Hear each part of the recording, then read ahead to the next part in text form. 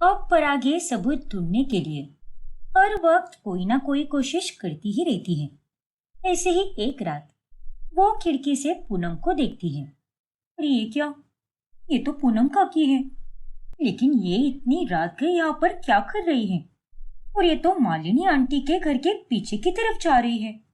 और वो तो वही एरिया है जहाँ से उनके घर के अंदर जाने का रास्ता है। कहीं उनके घर पर जो चोरी हुई है उसके लिए कहीं पूनम काकी तो दोषी नहीं?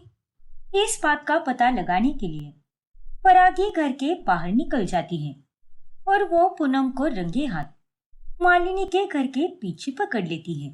हे भगवान, अरे डर गई ना मैं। अरे तू क्या कर रही है यहाँ पर? चोरनी कही कि सच सच बता, तू यहाँ पर चोरी करने आई है ना? पूनम की आवाज सुनकर मालिनी घर के बाहर आती है। रात के 1 बज रहे हैं और तुम दोनों यहाँ पर क्या कर रही हो? देखिए मालिनी बहन, मैंने मेरे घर के आंगन में कपड़े सुखाए थे जो हवा के झोंके के कारण आपके घर के पीछे की साइड में आ गए, तो उन्हें ही लेने आई थी मैं यहाँ पर। और तभी मैंने इस चोरनी को देखा। नहीं मालिनी आंटी, ऐसा कुछ भी नहीं है। और पूनम काकी, बेवजह जो मन में आए वो मत कहिए। मैं अपने ससुराल वालों को निर्दोष करने के पीछे लगी हुई हूँ और मैंने आपको खिड़की से यहाँ आते हुए देखा, इसीलिए मुझे आप पर शक हुआ और इसीलिए मैं यहाँ पर चली आई, ये पता लगाने के लिए कि आखिर आप यहाँ क्या कर रही हो। पर मेरी गलतफहमी हो गई, मुझे माफ करना पूनम काकी। अरे नालायक लड़की, तेरी जुर्रत कैसी हुई मुझ पर शक करने की? तू भी चोर ही होगी। तेरे ससुराल वाले तो वैसे ही चोर हैं। बड़ी आई मुझ पर शक करने वाली। तुम दोनों अपना नाटक बंद करो और दफा हो जाओ यहाँ से। और मुझे अब से रात में यहाँ पर ताला लगाना ही चाहिए और यहाँ पर भी एक वॉचमैन रखना चाहिए, क्योंकि आजकल तो इन चोरों का कोई भरोसा ही नहीं रहा। फिर अगले दिन, परागी बहू, अरे तुझे क्या जरूरत थी वहां जाने की? उस मालिनी को तो बस तुम्हें ताने कसने का मौका चाहिए और कुछ नहीं। मैं तो बस ये देखने गई थी कि आखिर पूनम काकी वहां पर क्या कर रही है। लेकिन जब मैं वहां पर पहुंच गई तो वो वाकई में उसके उड़े हुए कपड़े ही लेने गई थी। लेकिन फिर भी परागी, मुझे पूनम काकी पर पूरा शक है। अरे उनकी इस मोहल्ले में किसी के साथ भी नहीं बनती और वो उनकी पड़ोसन मालिनी आंटी से बहुत जलती है। और तो और पिछले कुछ दिनों में वो तो कुछ ज्यादा ही पैसे वाली बन चुकी है। आखिर ये सब कैसे हुआ होगा? ऊपर से वो तो अकेली ही कमाती है। हाँ शेखर, तुम बिल्कुल सही कह रहे हो। मुझे तो पूनम काकी के हाव भाव कुछ समझ ही नहीं आ रहे। लेकिन जो भी हो, मैं पता लगा कर ही रहूंगी कि आखिर चोरी किसने की है। वही दूसरी तरफ, इंस्पेक्टर साहब, हमारे घर से खाना आता ही होगा। हमारी परागी बहू, वो हमारे लिए खाना जरूर लाएगी। अरे तुम लोग क्या राजा महाराजा हो क्या? ये जेल है जेल, और यहाँ पर तुम लोगों को जेल का ही रूखा सूखा खाना पड़ेगा। और मैं तुम्हारे घर वालों को तुमसे बार बार मिलने नहीं दे सकता, इसलिए जो मिला है उसे चुपचाप खाओ। बढ़िया है घर का खाना खाने वाले। बाप रे, ये रोटी तो एकदम बासी लग रही है पापा। और ये दाल है या पानी? ज्यादा नौटंकी करने की कोई जरूरत नहीं है, वरना जो मिल रहा है वो भी नहीं मिलेगा तुम्हें। और कल से हर रोज तुम्हें जो काम दिया जाएगा उस काम को तुम्हें करना ही होगा। फिर उसके बाद ही तुम्हें ये रोटी नसीब होगी, वरना भूखे पैसे ही सोना होगा। समझे कि नहीं तुम दोनों? इंस्पेक्टर की ये बातें सुनकर वो दोनों बहुत परेशान हो जाते हैं और अब उन्हें ना चाहकर भी जेल का ही मिला खाना खाना पड़ता है। फिर अगले दिन जब बरखा और परागी सब्जी खरीदने जाती हैं, तभी, क्या बात है मैडम, आप अब भी इसी मोहल्ले में रहती हो? मुझे लगा कि चोरी करने के बाद आप लोगों को मोहल्ले से निकाल दिया होगा। हमने कोई चोरी नहीं की है, इसलिए बोलने से पहले जरा सोचा करो। अब सच क्या है और झूठ क्या है ये तो सभी लोग जानते हैं। अगर आपके ससुर और देवर जी ने चोरी नहीं की है तो पुलिस लोग क्या बेवकूफ है क्या, जो उन्हें ऐसे जेल में कैद कर रही है? अरे ओ सब्जी वाले, तू अपनी हद में रहकर बात कर। जो काम करने आता है वही कर और निकल। ज्यादा आगे की मत बोल, वरना एक लाफा मारूंगी ना तो सारी अकल ठिकाने आ जाएगी तेरी। माफ करना काकी, आप लीजिए ना। आपको कौन सी सब्जी चाहिए? फिर सब्जी खरीदकर जब वो दोनों वहां से जा रही होती हैं, तभी उनकी नजर मिस्टर एंड मिसेस खन्ना के घर पर पड़ती है। अरे वो देख परागी, ये मिस्टर एंड मिसेस खन्ना के घर पर तो रिनोवेशन हो रहा है। लगता है ये लोग एक और माला बढ़ा रहे हैं। जी माँ जी, शायद वो ऊपरी मंजिल किराए पर देने के लिए बना रहे होंगे। हाँ, मुझे भी यही लग रहा है। लेकिन अचानक से इनके पास इतना सारा पैसा कहाँ से आ गया? अभी कुछ ही दिन पहले ही जब ये दोनों मियाँ बीवी गांव गए थे, तभी इनके घर पर चोरी हुई थी और तभी तुम्हारे ससुर जी ने इन्हें पैसे देकर इनकी मदद की थी। हाँ माँ जी, ये बात तो मुझे भी पता है कि इनके पास कुछ ही दिन पहले पैसों की बहुत समस्या थी, लेकिन फिर ऐसे अचानक से इतना बड़ा रिनोवेशन का खर्चा कैसे उठा रहे हैं ये? इसका मतलब यही है कि यही लोग चोर है। अरे तो इस रवीना को कम मत समझ। इसका पति तो बेचारा और भोला भाला है, लेकिन ये रवीना खन्ना एक नंबर की चापलूस औरत है। ये औरत जब भी मिलती थी तो वो मालिनी की जिंदगी से बड़ी चला करती थी। उसे भी उसके जैसा ही ऐशो आराम चाहिए था। इसीलिए मुझे पूरा शक उस रवीना और उसके पति पर हो रहा है। अरे माँ जी, हम ऐसे बिना किसी ठोस सबूत के किसी पर शक नहीं कर सकते। हो सकता है कि उनका कोई बहुत बड़ा काम बन गया हो और उसी के इन्हें इतने पैसे मिल गए हो। और वैसे भी खन्ना अंकल का तो साइड बिजनेस भी है ना, तो उनके पास पैसे वहां से भी आ सकते हैं। फिर भी परागी, शक के दायरे में ये लोग भी आ चुके हैं। हो ना हो, वो चोर जरूर इसी मोहल्ले का है, वरना बाहर के लोगों में यहाँ पर आकर इतना बड़ा कांड करने की हिम्मत नहीं है। अब परागी दिन रात बस मिस्टर एंड मिसेस खन्ना के बारे में ही सोचने लगती है। परागी, तुमने तुम्हारी माँ का फोन क्यों नहीं उठाया? उन्होंने मुझे फिर 2 बार कॉल किया। कहीं तुमने उन्हें कुछ बता तो नहीं दिया? नहीं शेखर, और कैसे बताऊं मैं? माँ और पापा अकेले रहते हैं, तो मैं उन्हें खामखा परेशान नहीं देख सकती। जब सब कुछ ठीक हो जाएगा तभी बताऊंगी मैं।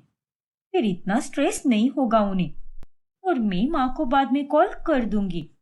तुम फिक्र मत करो। ठीक है परागी, वैसे जब मैं ऑफिस से आ रहा था तभी मैंने रवीना आंटी के घर की खिड़की से उन्हें किसी के साथ फोन पर बात करते हुए सुना। वो फोन पर कह रही थी कि बहुत ही मेहनत से ये दिन वापस आए हैं, कांड किया हमने, और इल्जाम लगा किसी और पर। ये थे उनके शब्द। क्या? ये तुम क्या बोल रहे हो शेखर? हाँ परागी, तुम्हारी कसम। इसका मतलब माजी का शक सही निकला। जरूर ये चोरी रवीना आंटी और उनके हस्बैंड ने ही की है। अब तो मुझे उन पर एकदम बारीकी से नजर रखनी होगी, जिससे मुझे कोई ना कोई सबूत तो जरूर मिल जाएगा। अब परागी रवीना पर नजर रखने लगती है। वो दूरबीन लेकर अब उसके घर में देखने लगती है। अब मैं क्या करूं माँ जी? मैं तो अब तक कोई सुराग भी नहीं ढूंढ पाई। तुम्हें हिम्मत नहीं हारनी है बेटा। तू सबूत ढूंढने की पूरी कोशिश कर और उस रवीना को पुलिस के हवाले कर दे। अगर वो औरत फोन पर इतनी सारी बातें कह रही थी तो इसका मतलब यही है कि ये सारी चोरियां उसने ही की है। हाँ माँ जी, मैं अपनी तरफ से पूरी कोशिश कर रही हूँ, लेकिन आज मेरा चौथा दिन है और अब मेरे पास सिर्फ 3 ही दिन बचे हैं। और अब इन 3 दिनों में मुझे रवीना आंटी का पर्दाफाश करना ही होगा। फिर अगले दिन जब परागी बाजार से घर लौटती है, तभी अरे, ये तो शेखर के जूते हैं। लगता है वो आज ऑफिस से जल्दी आ गया। ये क्या? ये आवाज तो माची और शेखर की है। फिर थोड़ा अंदर आने पर उसे उन दोनों के बीच में हो रही बातें सुनाई देती है। तेरा बाप और भाई को तो कुछ अकल ही नहीं थी। अरे सब कुछ अच्छा जा रहा था, फिर भी उस रात उन दोनों की लापरवाही के कारण आज हम लोग फंस गए हैं। आप टेंशन मत लो माँ, पापा और ध्रुव जल्द ही जल्द से रिहा हो जाएंगे। ये माँ जी इस तरह से क्यों बोल रही है और इनके कहने का क्या मतलब है? फिर रात में जब शेखर फ्रेश होने के लिए बाथरूम जाता है, तभी उसके फोन पर एक वॉइस मैसेज आता है जो कि जान नाम से सेव होता है। हाय बेबी, मैं तुम्हें कब से कॉल कर रही हूँ। कहाँ पर हो तुम और मेरा फोन क्यों नहीं उठा रहे? घर जाने के बाद तो तुम अपनी इस सुंदर सी गर्लफ्रेंड को भूल ही जाते हो। अच्छा एनीवेज, मैं ये बोल रही हूँ कि जल्दी से मुझे वो तुम्हारे मोहल्ले की पूनम है ना, उसके घर में पड़ा हुआ वो गोल्डन नेकलेस चोरी करके दे दो, ठीक उसी तरह जैसे तुमने पिछली बार चोरी किया था।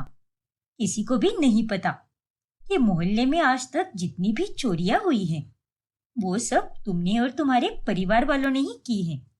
लेकिन उस दिन जब तुम्हारे पापा और भाई वो शोपीस चुराने गए थे, तब उन्हें सावधानी बरतनी चाहिए थी। चेक कर लेना चाहिए था ना ये सीसीटीवी कैमरास कहाँ पर है और कहाँ पर नहीं। अब देखो, फंस गए ना वो दोनों।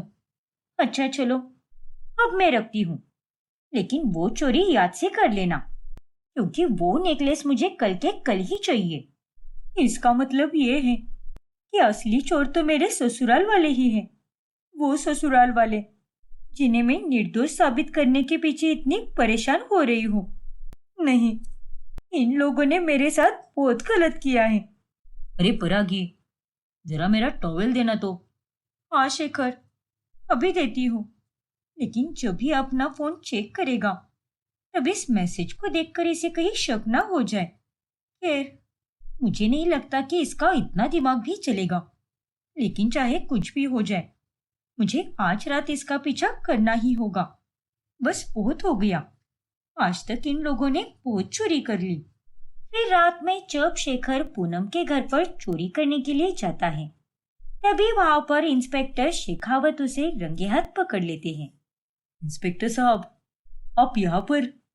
हाँ शेखर, और इन्हें मैंने ही बुलाया है ताकि वो तुम्हें रंगे हाथ पकड़ सके। बहुत खूब परागी, तुमने बिल्कुल सही किया। ये सब क्या है परागी, और तुम ये क्या बकवास कर रही हो? मैं कोई बकवास नहीं कर रही। और तुम्हें क्या लगा जैसे बाकी लोगों को तुम बेवकूफ बनाते हो, वैसे ही मुझे भी बना लोगे? लेकिन मुझे सब पता चल गया है। मैंने तुम्हारी और तुम्हारी माँ की सारी बातें सुन ली थी, और फिर आज रात तुम्हारी गर्लफ्रेंड का वो वॉइस नोट भी सुन लिया था मैंने। क्या? हाँ शेखर, और उस वॉइस नोट को सुनकर मुझे ये साफ समझ आ गया कि असली चोर तो मेरे ससुराल वाले ही हैं। और अब मुझे धीरे धीरे करके सब समझ आ रहा है। एक दिन मालिनी आंटी हमारे घर पर आई थी और तब उन्होंने माँ जी से कहा था कि उनके घर में केवल एक रसोई के पीछे का दरवाजा ही है जो वो लोग लॉक नहीं करते। और देखो, माँ जी ने ये बात तुम सबको बताई और पापा जी और देवर जी चोरी करने के लिए वहां पर पहुंच गए, और आप लोगों पर किसी को शक ना हो इसलिए आपने सबकी मदद करने का नाटक किया। नौकरानी गायत्री को पैसे दिए और मिस्टर एंड मिसेस खन्ना को भी मदद की ताकि सबकी नजरों में आप अच्छे बन सके। नहीं, ये सब झूठ है। तुम अपनी ये मनगढ़ंत कहानी बनाना बंद करो परागी। और इंस्पेक्टर साहब, आप इसकी बातों पर भरोसा मत कीजिए। ये लड़की पागल हो गई है। चुप हो जाओ शेखर, हमने तुम्हें रंगे हाथ पकड़ लिया है और तुम हो कि अब भी झूठ बोल रहे हो। और नहीं तो क्या, अब तुम्हारा कोई नाटक काम नहीं आने वाला। और तुम्हारी गर्लफ्रेंड ने जो वॉइस नोट भेजा था ना, वो परागी ने अपने फोन में ट्रांसफर कर दिया था और वो मैसेज हम सब ने सुना है। इसीलिए अब तुम्हारा कोई नाटक नहीं चलेगा। हाँ शेखर, अब तुम और तुम्हारा परिवार कोई बच नहीं पाएगा। ना जाने कितने लोगों से तुमने कितनी सारी कीमती चीजें चुराई होगी। अरे वो सब उन लोगों की मेहनत है।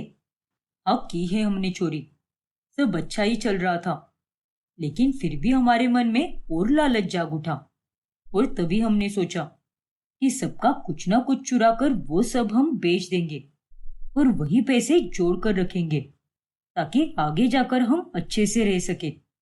लेकिन आज इसी लालच के कारण हम पूरी तरह से बर्बाद हो गए। इस मोहल्ले में आज तक जितनी भी चोरियां हुई हैं, वो सब हमने ही की है। मुझे तुमसे ये उम्मीद बिल्कुल नहीं थी शेखर। तुमने मेरे भरोसे और जज्बातों का विश्वासघात किया है। इंस्पेक्टर साहब, इसे और इसकी माँ को भी गिरफ्तार कीजिए और बंद कर दीजिए जेल में। ये लोग उसी लायक है। हाँ परागी, और तुमने बहुत ही खूब काम किया है।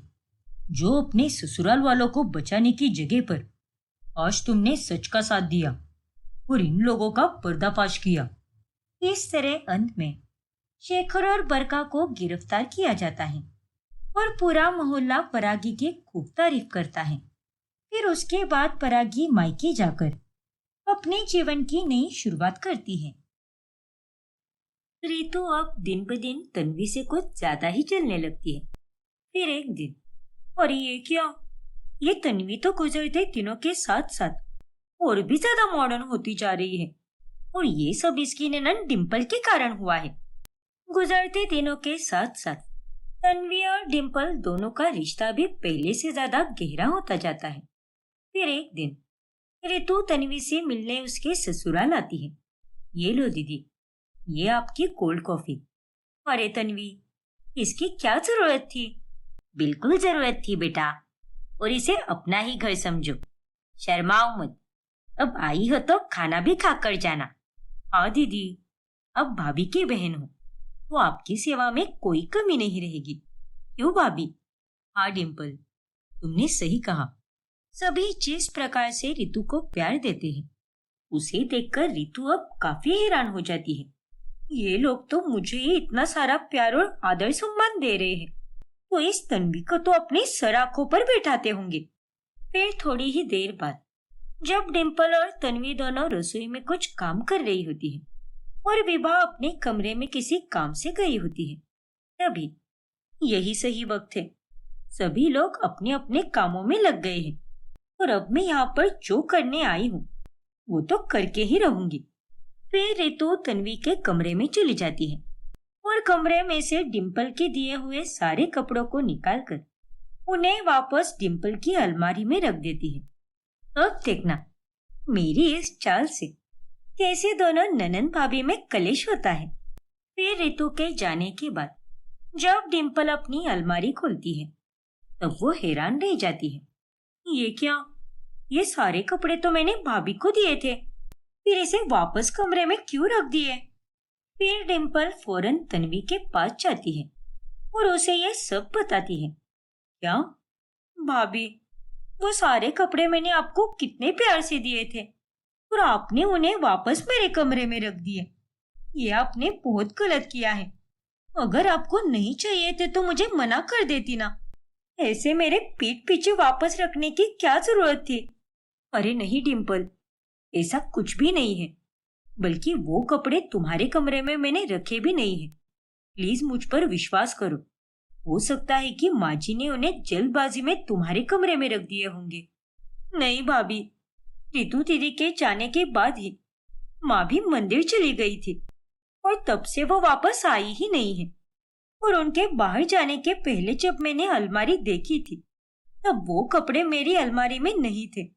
रहने दीजिए भाभी, मुझे इस बारे में और कोई बात नहीं करनी है। आपके मन में क्या है वो मुझे आज पता चल गया। लेकिन डिम्पल, ऐसा कुछ भी नहीं है, प्लीज मेरी बात तो सुन ले। डिम्पल नाराज होकर वहां से चली जाती है और वो तन्वी से बात करना ही बंद कर देती है। फिर अगले दिन, बोलो बहू, क्या हुआ है? तू इतनी परेशान से क्यों लग रही है? और तुम यहाँ पर क्या कर रही हो? तू और डिम्पल दोनों आज साथ में कॉन्सर्ट जाने वाले थे ना?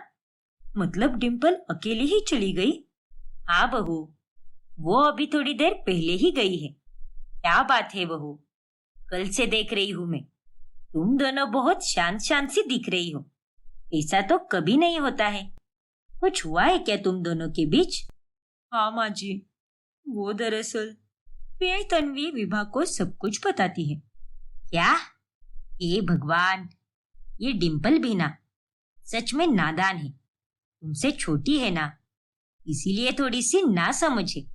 अब कपड़े यहाँ से वहां हो गए तो उसमें इतना गुस्सा करने वाली क्या बात है? लेकिन माँ जी, मुझे तो ये भी नहीं पता कि वो कपड़े मेरे कमरे में से उसके कमरे में कैसे गए। खैर, आप उसे कुछ मत बोलिएगा, वरना वो और गुस्सा हो जाएगी।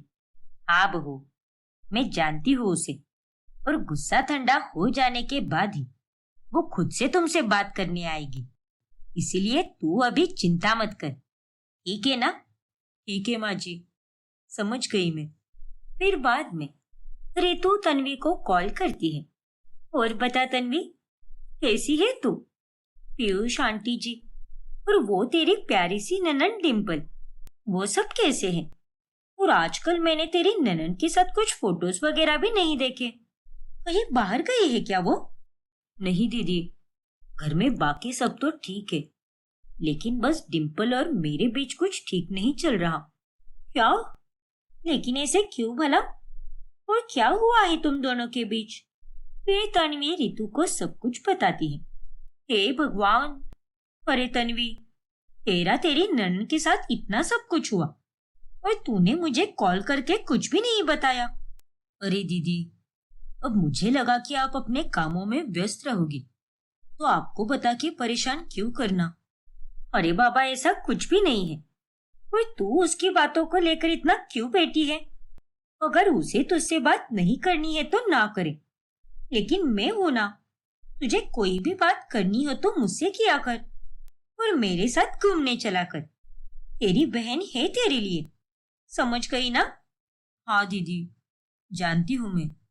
और वैसे भी ये सारी नंदे तो ऐसी ही होती है। शुरुआत में तो बहुत मीठी बनती है, लेकिन बाद में अपनी औकात दिखा ही देती है। और मुझे लगा ही था, क्योंकि कोई भी ससुराल वाले इतने अच्छे हो ही नहीं सकते जो अपनी बहू को बेटी की तरह समझे। ऐसा नहीं है दीदी, लेकिन पता नहीं अचानक से डिम्पल को क्या हो गया है, और वो इस बात को समझ क्यों नहीं पा रही कि वो कपड़े मैंने उसके कमरे में रखे ही नहीं थे। देख तन्वी, इन सब बातों के बारे में सोचना बंद कर दे और अपना आत्मसम्मान रख। अगर सामने वाला तुझे इतनी फालतू की अकड़ दिखा रहा है, तो तू भी उसे उसकी औकात दिखा दे। अब रितु जानबूझकर तन्वी को डिम्पल के खिलाफ भड़काने लगती है, और तभी वहां पर उसकी ननंद करीना आती है। अरे ओ रितु महारानी, और कब तक फोन पर बतियाती रहोगी? चाय का समय हो गया है मेरे। जाओ, जल्दी से मेरे लिए चाय बना कर ला। और हाँ, आज मुझे चाय के साथ साथ ब्रेड पकौड़े खाने का भी मन कर रहा है, तो वो भी बना देना। ठीक है दीदी, बना देती हूँ मैं। इधर ननंद और भाभी के बीच में इतना मन मुटाव देखकर पीयूष और विभा भी काफी चिंतित हो जाते हैं, और वो दोनों डिम्पल से जाकर बात करते हैं। देखिए, आप दोनों को क्यों नहीं समझ आ रहा? वो तो झूठ पे झूठ बोले जा रही है। अगर उन्हें वो कपड़े पहनने का मन ही नहीं था, तो वो खुद मुझे लाकर दे सकती थी ना। मेरे पीठ पीछे ऐसी हरकत करने की क्या जरूरत थी? और इसी वजह से मेरा दिल दुखा है। देख डिम्पल, तू ये भूल रही है कि वो तेरी भाभी है, वही भाभी जिसे तूने इतना प्यार दिया, इतनी इज्जत दी, और जिसे तूने सच्ची और समझदार कहा, और अब तू ही उस पर ऐसी हरकत करने का इल्जाम लगा रही है। वही तो। अरे जहां तक मैं तन्वी को जानती हूँ, मुझे ये बिल्कुल नहीं लगता कि उसने ऐसी कोई हरकत भी की होगी, और झूठ तो वो कभी बोल ही नहीं सकती। और ये बात तो तू भी जानती है बेटा। देखिए, आप दोनों को अगर यहाँ पर बैठकर भाभी को सही और मुझे गलत साबित करना है, तो प्लीज आप दोनों भी यहाँ से चले जाइए। लेकिन डिम्पल, अगर तू अपनी जगह पर सही है, तो तन्वी भी अपनी जगह पर गलत कहा है। कैसे गए वो कपड़े एक अलमारी से दूसरी अलमारी में? देख डिम्पल, तन्वी से ऐसे नाराज मत रहे। वो सच कह रही है, उसने वाकई में कुछ भी नहीं किया है। आप दोनों सुनोगे नहीं ना? ठीक है, मैं ही चली जाती हूँ यहाँ से। फिर डिम्पल गुस्सा होकर उस कमरे से बाहर चली जाती है, और ये सब देखकर विभा और पीयूष काफी चिंतित हो जाते हैं। फिर एक दिन स्कूल से आने के बाद सौम्या रितु के पास आती है। मामी मामी, मुझे बहुत भूख लगी है, प्लीज आप मेरे लिए पास्ता बना दो ना। आ गई तुम? अरे बार बार आकर मेरा काम क्यों बढ़ाती रहती हो? जाओ, जाकर अपनी माँ से कहो पास्ता बनाने के लिए। मैं कोई इस घर की नौकरानी नहीं हूँ। रितु की ये बातें सुनकर सौम्या बेचारी रोने लगती है और उतने में वहां पर करीना आ जाती है और वो बहुत गुस्सा होती है। अरे बेशरम औरत, तुम्हें जरा सी भी तमीज नहीं है क्या? बच्चों से कोई इस तरह से बात करता है क्या? हाँ, माफ कर दीजिए दीदी, मैं तो बस। अब मैं तुम्हें बताती हूँ कि किससे किस तरह से बात की जाती है, और अब से लेकर आने वाले 15 दिनों तक तुम इस बात की सजा भुगतोगी। क्या? फिर करीना रितु से नॉनस्टॉप काम करवाती है और उसे केवल एक टाइम का ही खाना देती है, और इसके कारण रितु का अपने ही ससुराल में जीना काफी मुश्किल हो जाता है। वही दूसरी तरफ, हाँ माँ, बोलिए ना। क्या हुआ है तन्वी बेटा, तेरी आवाज इतनी शांत शांत सी क्यों लग रही है? कुछ हुआ है क्या? नहीं माँ, सब कुछ ठीक तो है, कुछ भी नहीं हुआ है। झूठ मत बोल तन्वी, मैं तेरी माँ हूँ और तेरी आवाज सुनकर ही मुझे एहसास हो गया है कि कोई तो बात है। चल, अब मेरी चिंता और मत बढ़ा और जल्दी से बता दे मुझे कि आखिर बात क्या है। फिर तन्वी नंदिता को बीते दिनों में जो कुछ भी हुआ होता है वो सब कुछ बताती है। जाने दे बेटा, तू इतनी परेशान मत हो, वक्त के साथ सब ठीक हो जाता है। वो तेरा घर है और हर घर में ऊंच नीच तो होती ही रहती है, लेकिन तू सबके साथ प्यार से ही रहा कर, ठीक है ना? हाँ माँ, मैं आपकी बात ध्यान में रखूंगी। फिर ऐसे ही एक सुबह, अरे रितु, प्लीज मेरी बैग पैक करके दो ना, उसमें बस 2 दिन के ही कपड़े रखना, क्योंकि मुझे अर्जेंटली बिजनेस ट्रिप पर जाना है। देखो अंकुर, मैं बाहर जा रही हूँ और सारे काम करने का टेका मैंने ही नहीं लिया है। जाओ, अपनी बहन से कहो, मुझसे पहले वही करती थी ना ये सब। अरे ये तुम कैसी बातें कर रही हो रितु? दीदी सौम्या को स्कूल के लिए तैयार कर रही है और उस पर तुम मुझे ये बोल रही हो कि मैं उन्हें और काम दे दूं। देखो रितु, मैं अभी इस प्रेजेंटेशन पर काम कर रहा हूँ, वरना मैं खुद ही कर लेता अपनी पैकिंग। मुझे अभी 30 मिनट में निकलना है यार, प्लीज मेरी मदद कर दो ना। उतने में वहां पर करीना आती है। तुम फिक्र मत करो अंकुर, मैं कर देती हूँ तुम्हारी पैकिंग, लेकिन इस नालायक लड़की के मुंह मत लगो। जाओ, जहां भटकना है भटक के आ जाओ। अरे नहीं दीदी, अब सौम्या को तैयार कीजिए ना, उसे पहले ही स्कूल जाने के लिए देर हो रही है। नहीं अंकुर, कोई बात नहीं, जैसे सौम्या मेरी बेटी है वैसे ही तुम भी मेरे छोटे भाई हो, और तुम दोनों भी मेरी ही जिम्मेदारी हो, और तुम दोनों के लिए ये सब करना मेरा कर्तव्य है। शुक्रिया दीदी। लेकिन इस बात का रितु पर कोई असर नहीं होता और वो वहां से बाहर चली जाती है। फिर 2 दिनों के बाद रितु को पीयूष का कॉल आता है। क्या हुआ पीयूष, आज तुमने कैसे कॉल किया? घर में सब ठीक तो है ना? हाँ दीदी, घर में सब ठीक है।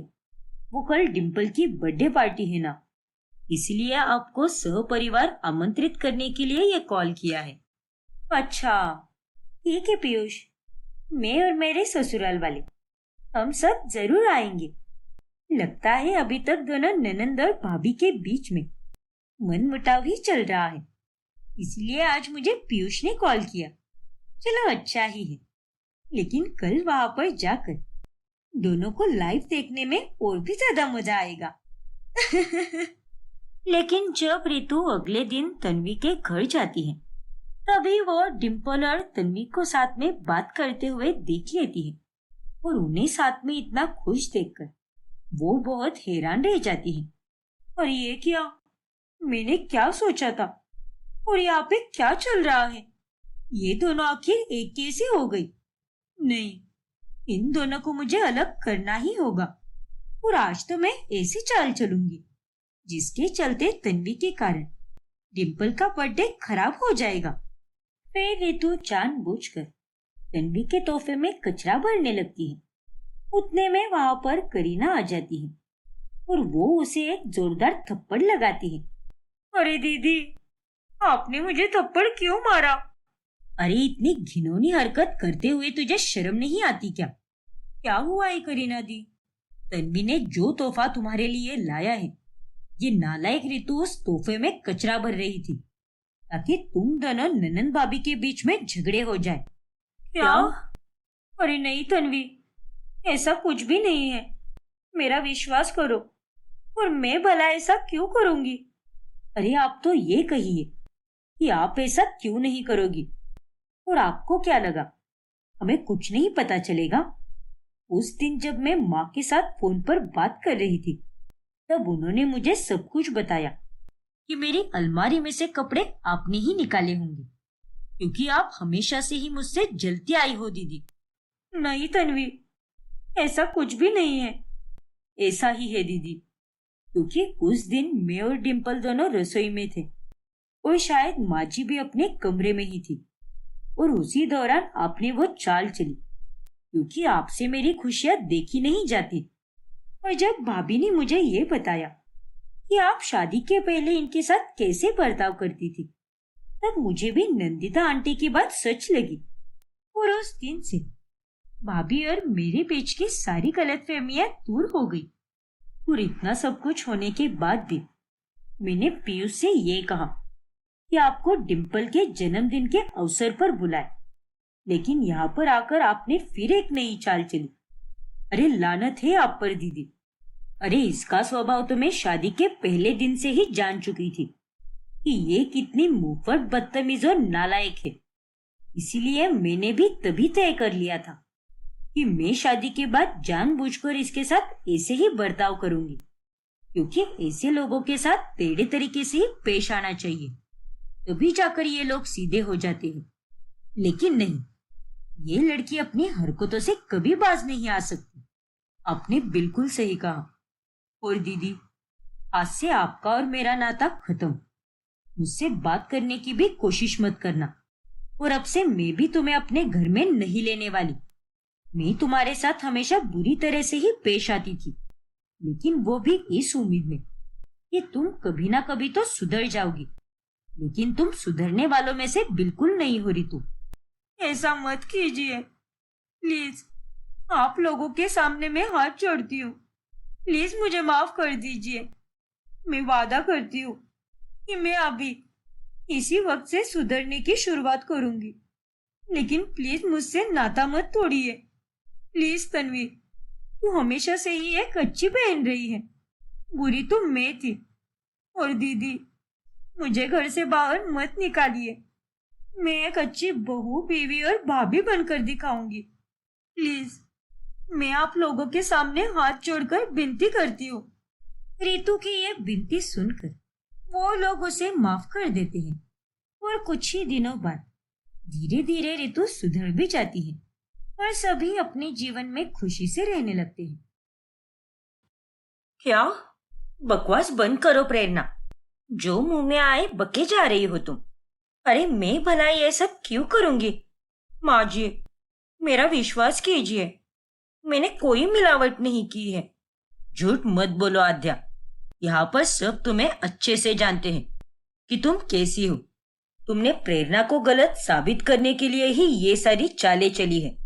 आखिर तुम इतना कैसे गिर सकती हो? हाँ आद्या, मुझे तुमसे ये उम्मीद बिल्कुल नहीं थी।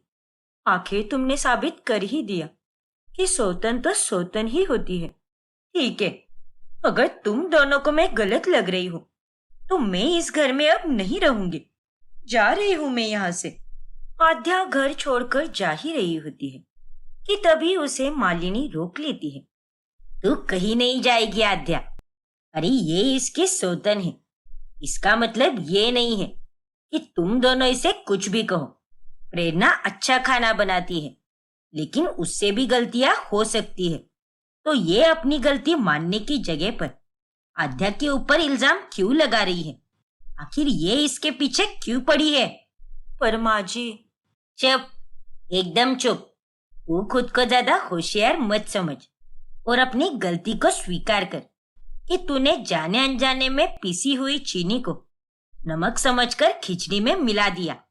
अरे माँ, आप आ जाकर प्रेरणा को ही क्यों डांटती रहती हो? आप शायद भूल गई हो कि आद्या कैसी है और इसने आपके साथ कितनी बदतमीजी की है। कुछ नहीं भूली मैं, लेकिन ये बदतमीज है। इसका मतलब ये नहीं कि ये कुछ भी करेगी, और इसे अगर प्रेरणा और तुझे अलग ही करना होता तो ये पहले ही कर चुकी होती। इस तरह से मालिनी प्रेरणा और जतिन को चुप कराती है और आद्या फिर से वहीं पर रहने लगती है। फिर एक दिन जब प्रेरणा बाहर गई होती है, तभी आद्या जतिन के पास आती है। ये लो जतिन, तुम्हारे लिए नई ऑफिस बैग लाई है मैंने, और ये घड़ी भी। अच्छी लगी तुम्हें? मैंने ये सब अपने सेविंग के पैसों से लाया है। शुक्रिया आद्या, लेकिन मैं इसे नहीं अपना पाऊंगा। प्रेरणा ने मेरे लिए पहले ही ऑफिस बैग लाई है और मेरे पास तो पहले से ही 2-2 घड़ियां हैं, तो मुझे घड़ी की कोई जरूरत नहीं है। लेकिन जतिन, देखो आद्या, जिस दुकान से लाई हो वहीं पर वापस कर दो इसे, और उन्हीं पैसों से अपने लिए कुछ खरीद लो। ठीक है जतिन। आद्या निराश होकर वापस चली जाती है। मैं हार नहीं मानूंगी। मैं जतिन को वापस अपना बनाकर ही रहूंगी, और वो दिन जरूर आएगा जब जतिन फिर से मेरा हो जाएगा। फिर एक दिन आद्या जतिन के लिए उसकी पसंदीदा मिठाई लाती है, लेकिन इस बार भी वो चिढ़ जाता है। बस करो आद्या, और ये सब बंद करो। अरे, जब हमने तुम्हें मौका दिया था तब तो तुमने अपने आप को साबित नहीं किया, और अब जब मैं प्रेरणा के साथ खुश हूं तब तुम मेरे पास आने की कोशिश क्यों कर रही हो? अरे नहीं जतिन, मेरी बात तो सुनो। मुझे कुछ सुनना नहीं है आद्या। अब हम दोनों के बीच कुछ नहीं रहा, इसलिए मेरे कमरे से बाहर चली जाओ, और मेरे लिए कुछ करने की कोई जरूरत नहीं है। तभी वहां पर प्रेरणा आती है। अरे आद्या, तुम यहाँ पर क्या कर रही हो? क्या हुआ? सब ठीक तो है ना? हाँ प्रेरणा, सब ठीक है। आद्या फिर से उदास होकर वहां से चली जाती है। फिर एक दिन जब आद्या और प्रेरणा दोनों रसोई में होती है, तभी अचानक से सिलेंडर लीक होने के कारण पूरे रसोई में आग लग जाती है। हाँ, बचाओ जतिन, माँ जी, जतिन, बचाओ। उन दोनों की आवाज सुनकर जतिन भागते हुए वहां पर पहुंच जाता है। प्रेरणा, आद्या। फिर जतिन बिना कुछ सोचे समझे अपनी जान हथेली पर रखते हुए आग में कूद पड़ता है, और वो पहले प्रेरणा को और उसके बाद में आद्या को बचाता है। और कुछ ही देर बाद वहां पर फायर ब्रिगेड टीम आती है और वो सारी आग बुझाकर चली जाती है। अच्छा हुआ जो जल्दी से फायर ब्रिगेड वाले लोग भी आए और उन्होंने आग बुझा दी, वरना अगर आग फैल जाती तो पूरा घर भी जल जाता। आद्या, प्रेरणा, तुम दोनों ठीक तो हो ना? हाँ माँ जी, मैं ठीक हूँ। मैं भी ठीक हूँ माँ जी। अगर जतिन आज सही समय पर नहीं बचाता तो ना जाने क्या हो जाता। शुक्रिया जतिन। हाँ जतिन, तुम्हारा बहुत शुक्रिया। अरे कोई बात नहीं, लेकिन आइंदा से थोड़ा ध्यान रखा करो। वो तो भगवान का लाख लाख शुक्र है कि तुम दोनों सही सलामत हो और तुम दोनों को कोई चोट भी नहीं आई है। फिर उस हादसे के बाद से जतिन प्रेरणा का बहुत अच्छे से ख्याल रखता है, लेकिन आद्या अपने कमरे में अकेली ही रहती है। जतिन पूरी तरह प्रेरणा का ही हो चुका है। उसने आग लगने के बाद भी सबसे पहले प्रेरणा को ही बचाया और मुझे बाद में बचाया। फिर अगले दिन आद्या को देखने के लिए उसकी माँ आती है। आद्या बेटी, तुझे अब ज्यादा तकलीफ तो नहीं हो रही ना? ऐसे कैसे अचानक से आग लग गई? पता नहीं माँ, शायद सिलेंडर लीक होने के कारण आग लग गई, और अब मैं ठीक हूँ माँ, आप चिंता मत कीजिए। चलो अच्छा है, लेकिन प्रेरणा कैसी है? उसे तो कुछ हुआ नहीं ना? नहीं माँ, हम दोनों ठीक है। जतिन ने आकर हम दोनों को बचा लिया, लेकिन उसने सबसे पहले प्रेरणा को बचाया और उसके बाद मुझे बचाया। हाँ तो उसमें क्या हुआ बेटी? उसने चाहे पहले बचाया हो या बाद में, लेकिन जरूरी बात तो ये है कि उसने तुम्हें भी बचाया। वो तुझे वहां आग में जलने के लिए नहीं छोड़ गया। लेकिन फिर भी माँ, जतिन अब मुझसे ठीक से बात भी नहीं करता है। मैंने उससे बात करने की कई बार कोशिश की, उसके करीब जाने की कोशिश की, लेकिन उसने मुझे उससे दूर रहने के लिए कह दिया। मुझे तो कुछ समझ में ही नहीं आ रहा माँ कि अब मैं क्या करूं। देख बेटी, अब तू चाहे कुछ भी कर ले, लेकिन जतिन तेरे पास फिर से पति बनकर नहीं लौटने वाला, क्योंकि उसने प्रेरणा को ही अपनी पत्नी मान लिया है। उससे वो प्यार की आशा रखते रखते थक गया है, जिसके बाद उसे प्रेरणा से प्यार हो गया। और अब अगर तुम दोनों में कोई रिश्ता बन सकता है तो वो केवल दोस्ती का ही बन सकता है। क्या? हाँ बेटा, तुझे भी अच्छी तरह पता है कि तूने कितनी गलतियां की है, और अब उसके बाद भी तू जतिन से ये सारी उम्मीदें कैसे रख सकती है। तुझे इस बात को भूल जाना होगा और अब तुझे नए सिरे से शुरुआत करनी होगी। शायद आप सही कह रही हो माँ। प्रेरणा और जतिन दोनों एक दूसरे से बहुत प्यार करते हैं, और अब मैं उन दोनों के बीच में नहीं आऊंगी, बल्कि जो जो गलतियां मैंने की हैं उन्हें ठीक करने की कोशिश करूंगी। जतिन मेरा पति ना सही, लेकिन एक दोस्त तो बन ही सकता है ना। हाँ बेटा, मन में कड़वाहट रख के कोई तुझसे कभी खुश नहीं रह पाएगा, और अगर तू मन में केवल प्यार रखेगी तो सब तुझे पसंद करेंगे। धन्यवाद माँ, आपने मेरी आंखें खोल दी। फिर सुमन के जाने के बाद, मुझे माफ कर दो प्रेरणा। क्या? लेकिन क्यों आद्या? तुम मुझसे किस बात की माफी मांग रही हो? क्योंकि मैंने तुम्हारे साथ बहुत गलत किया है प्रेरणा। हाँ, मैंने ही जतिन के खाने में पेट खराब होने की दवाई मिलाई थी, और नमक के डब्बे में भी पीसी हुई चीनी मैंने ही डाली थी, ताकि खिचड़ी का स्वाद खराब हो जाए और माँ जी से तुम्हें डांट मिले। इसका मतलब हमारा शक सही था, और फिर भी तुमने अच्छी बनने का नाटक किया आद्या।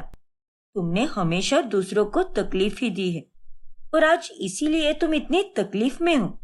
हाँ प्रेरणा, तुम सही कह रही हो, पर मुझे अपनी सारी गलतियों का एहसास हो चुका है, और मैं इस बार कोई चाल नहीं चल रही। भगवान जी की सो, मैं सच्चे दिल से माफी मांग रही हूँ। कोई बात नहीं आद्या, मैं समझ सकती हूँ, और तुम्हारी आंखों में साफ साफ दिख रहा है कि तुम सच कह रही हो, और मैं तुम्हें सिर्फ इसी कारण से माफ कर रही हूँ क्योंकि आज तुम्हें उसका पछतावा हो रहा है। शुक्रिया प्रेरणा, और अगर तुम्हें कोई एतराज ना हो तो क्या तुम मुझे खाना बनाना सिखा सकती हो? ठीक है आद्या, मुझे कोई एतराज नहीं है, लेकिन तुम्हें पूरे मन से सीखना होगा, तब जाकर ही तुम सीख पाओगी। हाँ प्रेरणा, तुम सही कह रही हो। जब मैं यहाँ पर शादी करके आई थी तब मैंने बेईमान सीखने की कोशिश की, इसीलिए कुछ भी ठीक से नहीं बना पाई, और ना ही मैंने आगे सीखने की कोशिश भी की। लेकिन अब मैं पूरी तरह जान लगा दूंगी और खाना बनाना सीख ही जाऊंगी। आखिर मेरी टीचर तुम जो ठहरी। ठीक है आद्या। अब इस तरह से आद्या प्रेरणा के आगे दोस्ती का हाथ बढ़ाती है, और प्रेरणा भी पूरे मन से आद्या को अब खाना बनाना सिखाने लगती है। तभी वहां पर मालिनी आती है, और वो अपनी दोनों बहुओं को साथ में देखकर हैरान रह जाती है। ये क्या गजब हो गया? आखिर बात क्या है? आज आद्या खाना बना रही है। आखिर ये चमत्कार कैसे हो गया? माँ जी, मैं अब पिछला पुराना सब कुछ भूलकर एक नई शुरुआत करना चाहती हूँ, और इसीलिए मैं अब प्रेरणा से खाना बनाना सीख रही हूँ। अरे वाह, ये तो बहुत ही अच्छी बात है। लेकिन प्रेरणा बहू, जरा बच के, हाँ, कहीं इसे खाना बनाना सिखाते सिखाते तो खुद ही खाना बनाना ना भूल जाए। माँ जी, ऐसा मत बोलिए ना। अरे माँ जी, ऐसा कुछ भी नहीं होगा, आप बेफिक्र रहिए। फिर आद्या ये सारी बातें सुमन को बताती है, तो उसे भी बहुत खुशी होती है। अब आद्या कोशिश करके पहली बार सूजी का हलवा बनाती है, लेकिन जब वो उसे चखती है तभी, अरे यार, ये हलवा अच्छा तो बना है, लेकिन इसका स्वाद वैसा नहीं है जैसा सब लोग बनाते हैं। देखो आद्या, एक बार में ही तुम इतना अच्छा खाना नहीं बना पाओगी, लेकिन तुम ये सोचने की जगह ये सोचो ना कि तुम्हारे खाना बनाने में पहले से कितना ज्यादा सुधार आया है। हाँ प्रेरणा, ये बात तो तुमने सही कही। पहले मैं हलवा एकदम फीका बनाया करती थी, लेकिन अभी हलवे में थोड़ा स्वाद है और ये हलवा खाने लायक भी है। हाँ आद्या, और तुम्हें पता है प्रेरणा, जब भी मैं तुम्हारे साथ होती हूँ तब मुझे काफी कुछ सीखने मिलता है। तुम वाकई में बहुत ही साफ दिल हो प्रेरणा। शुक्रिया आद्या। आद्या और प्रेरणा को इस तरह से साथ में देखकर मालिनी को भी अब बहुत खुशी मिलती है। मेरी दोनों बहुओं को साथ में इतने प्यार से रहते हुए देखकर आज मुझे बहुत अच्छा लग रहा है। चलो सही है, वक्त के साथ साथ ये आद्या भी अब सुधरने लगी है। ऐसे ही दिन बीतते जाते हैं और आखिरकार वो दिन आ ही जाता है जब आद्या एकदम स्वादिष्ट खाना बनाती है। मुबारक हो आद्या, आज तुमने करके दिखाया। धन्यवाद प्रेरणा, लेकिन ये सब केवल तुम्हारे कारण ही हो पाया है, क्योंकि अगर तुम सारे गिले शिकवे दूर करके मुझे माफ नहीं करती और मुझे सिखाने के लिए राजी नहीं होती तो ये सब कभी मुमकिन नहीं हो पाता। अरे नहीं आद्या, ये कहो कि अगर तुम अपने आप में अच्छा परिवर्तन नहीं लाती तो ये कभी मुमकिन नहीं हो पाता। ये सब तुम्हारे सोच में बदलाव लाने के कारण ही हो पाया है। फिर एक दिन जब जतिन का प्रमोशन होता है तभी आद्या उसके लिए ढेर सारे पकवान बनाती है। वाह वाह वाह, शुक्रिया प्रेरणा, तुम सच में दुनिया की सबसे कमाल की शेफ हो। रोज तो तुम खाना अच्छा ही बनाती हो, लेकिन आज का खाना तो उससे भी अच्छा बना है। अरे नहीं जतिन, अगर तुम्हें शुक्रिया कहना ही है तो मुझसे मत कहो, क्योंकि ये सारा खाना मैंने नहीं बनाया है। तो फिर किसने बनाया है? माँ ने? अरे नहीं बेटा, ये खाना मैंने भी नहीं बनाया है, बल्कि इसे तो तेरी पहली बीवी आद्या ने बनाया है। क्या? हाँ जतिन, आज का सारा खाना मैंने बनाया है। हाँ जतिन, आद्या को मैंने बहुत दिनों पहले ही खाना बनाना सिखाना शुरू कर दिया था। इसने मुझसे और माँ जी से कहा था कि हम दोनों तुम्हें यह बात ना बताएं, क्योंकि इसे तुम्हें सीधे अपने हाथ का बना हुआ खाना ही खिलाना था।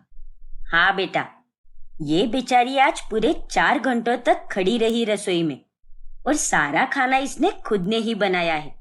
हम दोनों में से इसने किसी की भी मदद नहीं ली।